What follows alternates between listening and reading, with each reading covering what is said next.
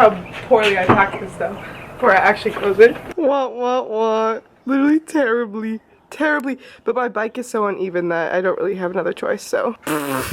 Today I'm moving in with a stranger man that I met on Facebook.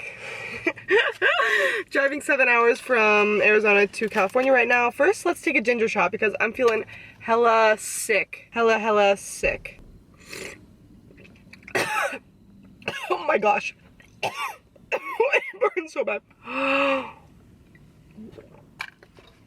Okay, please heal me. It sucks though because if I get gas right now, which I have to because I only have 81 miles left in my tank, I'm gonna have to stop in the middle of nowhere on my way to California. And when you have to stop in the middle of nowhere, gas is hella expensive. So it's kind of really annoying, but I have no choice. Again, I only have 81 miles in my tank. This is a very larger than my face, peanut butter banana smoothie. And it is going to fuel me for this drive, this very taxing drive. Let's go chase our dreams. I just got here. The weather was looking so nice. And then the last 10 minutes, I literally drove into a cloud. I wonder if it's like this all the time because I'm right by the ocean. I'll ask my roommate. There's lots of dogs. That's my first observation. Lots of people on walks with dogs. Am I a dog person? I know this is a red flag. I'm not a dog person, but I'm not a dog person. Okay? That's the truth. That's just the truth. I got bit when I was traveling one time by a stray dog. Had to go to urgent care, had a pretty traumatic experience, and now I'm just not super a dog person, okay? My roommate has a dog. He said he's gonna bring him to meet me, and it will take about 10 minutes. 10 minutes for the dog to calm down, so super excited for that. So this is now my morning walk. This is my first day in my new place. Honestly though, this cloud alone is making me want to leave ASAP. I could not live here long term because I just need the sunshine. My roommate's really nice. He offered to take me to dinner last night with his girlfriend. I did say no because I was not feeling so hot last night. I still don't feel so hot. I feel a little sick. Probably all the anxiety manifesting in a physical way. Crazy how that happens. It's only day one, but I miss living alone so much. I just feel like I'm made to live alone. I just don't like living with someone else. And maybe it is because he's a stranger. I think it would be different if I knew this person, but I just want him to leave. Even though it's his place, I just want to be alone. Oh my gosh, I feel like I'm locking myself in my room because I don't want to just go like sit at the kitchen counter with him, even though he's nice, but like that's just so awkward. And I've already been on so many walks today. So I went to the grocery store for a little getaway. It was only 8 minutes away. I kind of wish it was further. Guys, don't say anything about this freaking lip sore that I have on my lip. It's gross and disgusting and so noticeable, but just don't say anything, okay? I have to just let it be so that it can heal, okay? Anyway, time to go back inside. I'm gonna stay here for a couple more minutes. Today I'm at my favorite little park in Playa del Rey. I'm reading a play that I'm auditioning for at the end of the month. I'm so excited to audition for it. I love this play so much. And it's bringing me so much joy. Even the thought of auditioning, the thought of being a part of something gives me so much hope for the future. I just need to be a part of something bigger than me because I'm getting so in my feels about all the things that are not where I want them to be in my life, and I just need to be a part of something that is bigger than me. Do you know what I mean? Turning my focus away from my life right now, focusing on this play. So I've spent the last week and a half of my life driving to East LA from Playa del Rey, trying to find leasing signs out front of places for places that I can live next because I'm only in Playa del Rey for 1 month. Took a few tours as well, things that I found on Facebook. I'm feeling so defeated, so frustrated. I could easily settle right now and just, you know, take whatever I can find, but that would mean that in 6 months, a year from now, I'm just gonna have to do this all over again. So even though this sucks, I really want to push through and find a place that I love so that I can just actually settle down and know that I'm gonna be there for a while, but I'm really struggling to find places that I love. In my budget. It's always a budget thing for everyone here. I feel like I'm just so frustrated. I want to love where I live so badly. Like, I think that that's all I've ever wanted. Like, even growing up in Arizona, I love my family, but I always wanted to get out because that wasn't for me. And then I went to USC. Hated the area surrounding USC. Was so excited for what was next. And still just haven't found the place for me. I know the areas that I enjoy, just struggling to find places there, so I'm feeling pretty frustrated.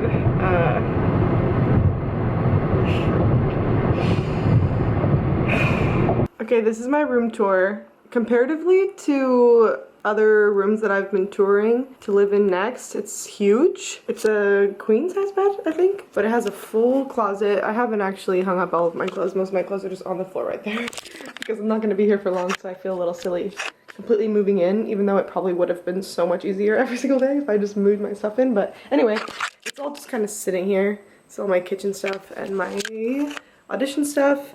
And then it's even big enough to fit a little yoga mat that I usually work out right here, do some dumbbell workouts or yoga or whatever. And the sun is actually out today. I think out of the 18 days I've been here, it's been out 2 days. So I'm gonna take advantage, go on a really long walk by the beach because I'm unemployed and have nothing else to do except for apply to jobs, which I've already done today. So my roommate has been gone for the past couple of days, maybe more than that because I was gone this weekend, so I don't know if he was here this weekend, but he's been gone for the last couple of days and it's honestly been so nice. I miss living alone so much, but it's just not in my cards in the near future, but one day it's gonna feel so good to have my own place that I can pay for, that I love so much. I really feel so grateful that my roommate situation that I found on Facebook ended up the way that it did. He's so nice and I think that we coexist very well together, but I would be lying if I didn't say that I definitely think 24/7 I wish that I was living alone. I hope that when I get home tonight, he's not here just so I have some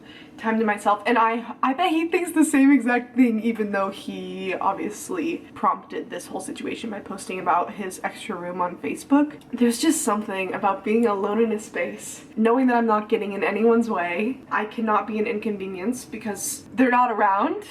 It's just something about it settles my nervous system. I feel like my whole life I have felt like such an inconvenience in so many different ways, and that's why I want my own space so badly, so that I can just know I'm not being an inconvenience to anybody right now. I'm just in my own space. Right now I'm making hummus and bread is in the oven right now, some gluten-free bread, and I'm gonna eat it all down while watching some TV.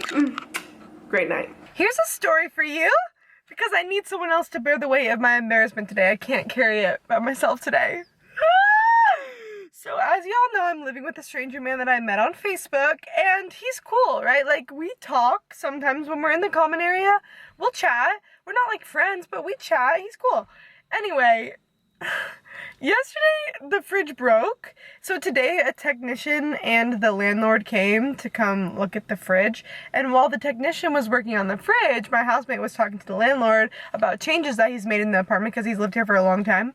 And he said something about the windows, like he changed something about the windows because they used to leak, and he was like, yeah, here, come, I'll show you.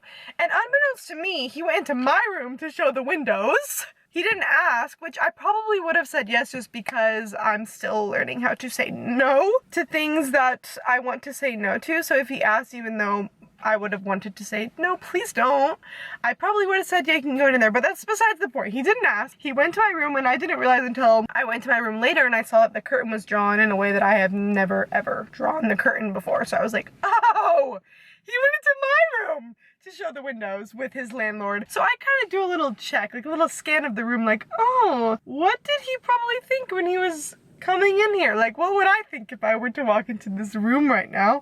And I'm not gonna lie, it was pretty messy, I felt embarrassed, I felt a little ashamed. I was like, oh, I wish I could have known. I wish I could have cleaned before they came in here, but at the same time, like, it's a mess, yeah, but like, we all have messes, right? No, my roommate never has messes. He's very much a very tidy, clean person, but kind of was like, okay, whatever, it's messy, yeah, that's embarrassing. It wasn't until I looked up and realized, y'all, I'm pretty sensitive to light, specifically when I'm trying to sleep, and there is a fire alarm in my room that every 5 seconds there's this little green light that shines, and I notice it every single night. Normally I try to just turn my body or like put a pillow in the sight line to try to block my ability to see the light, but last night it was bugging me so badly, so I got up out of bed and I put some shorts over the fire alarm so I couldn't see the light. And when I woke up this morning, I was like, okay, I'll just keep it there because I'll probably do it again tonight because it was a brilliant idea. Good job, Jada Joe. So I'll just keep it there. No one even comes in here. It's fine. Of course, today he goes in there. That's the first time I ever did that over the fire alarm. That is the first night. I've been here for like 20 nights, and that's the first time I did that. And of course, today he goes into my room and he and his landlord see that there are shorts literally so high on the ceiling And they had to have noticed. And there's nothing I can say to explain. I'm not gonna go up to him and be like, oh, just in case you saw the shorts on my wall in my room, like I'm really sensitive to, I'm not gonna explain myself, so now I just have to live with the fact that he knows that there were shorts hanging really high on my wall in my room. And knowing that that absolutely stood out to him, because it would stand out to anyone, but specifically this man that is like really into tidiness. Anyway.